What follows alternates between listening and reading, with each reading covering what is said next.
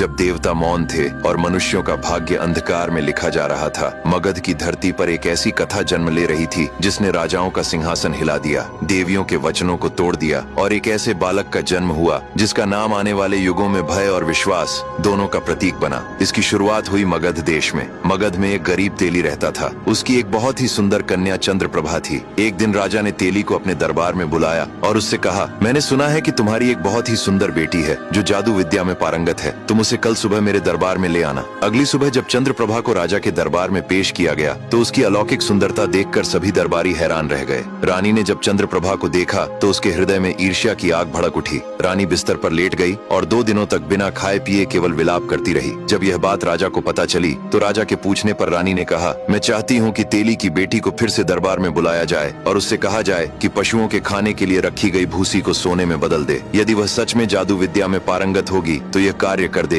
और यदि वह ऐसा न कर सकी तो उसे झूठ बोलने के दंड में फांसी दे दी जाए। यह सुनकर राजा बहुत हैरान हुआ, लेकिन रानी के आगे उसकी एक न चली। अगली सुबह चंद्रप्रभा को महल में बुलाया गया। राजा के आदेश पर उसे एक बड़े कक्ष में ले जाया गया। चंद्रप्रभा को छोटे मोटे जादू का ज्ञान तो था, लेकिन उसमें इतनी शक्ति कहाँ थी कि वह भूसी को सोने में बदल सके। वह अपने दुर्भाग्य को कोसते हुए फूट फूट कर रोने लगी और रोते रोते ही सो गई। आधी रात के समय अचानक कक्ष की दीवार कांपने लगी और एक जोरदार आवाज के साथ दीवार फट गई। उसी में से एक अत्यंत सुंदर यक्षिणी प्रकट हुई। उसने चंद्रप्रभा को जगाया और कहा, तुम्हारी दुख भरी पुकार मेरे लोक तक पहुंच गई और मैं स्वयं को यहाँ आने से रोक न सकी। मैं इस पूरे कक्ष को सोने से भर दूंगी, लेकिन इसके बदले मुझे तुमसे कुछ चाहिए। चंद्रप्रभा ने विनती करते हुए कहा, हे देवी, कृपया बताइए आपको मुझसे क्या चाहिए। यक्षिणी बोली, कल तुम्हारा विवाह राजा से होगा और ठीक 1 वर्ष बाद तुम्हें एक पुत्र की प्राप्ति होगी। वही पुत्र मुझे चाहिए। भय और विवशता में चंद्रप्रभा ने यक्षिणी की शर्त स्वीकार कर ली। पल भर में यक्षिणी ने पूरे कक्ष को चमकते हुए सोने से भर दिया और अदृश्य हो गई। अगली सुबह जब कक्ष का द्वार खोला गया तो पूरा कमरा सोने से जगमगा रहा था। यह दृश्य देखकर राजा अत्यंत प्रसन्न हुआ। उसने चंद्रप्रभा की सुंदरता और इस चमत्कार से प्रभावित होकर उससे विवाह करने का निश्चय कर लिया। राजा और चंद्रप्रभा का विवाह बड़े धूमधाम से संपन्न हुआ। ठीक 1 वर्ष बाद उनके यहाँ एक तेजस्वी पुत्र का जन्म हुआ। अब आगे की कहानी जानने के लिए देखिए अगला भाग।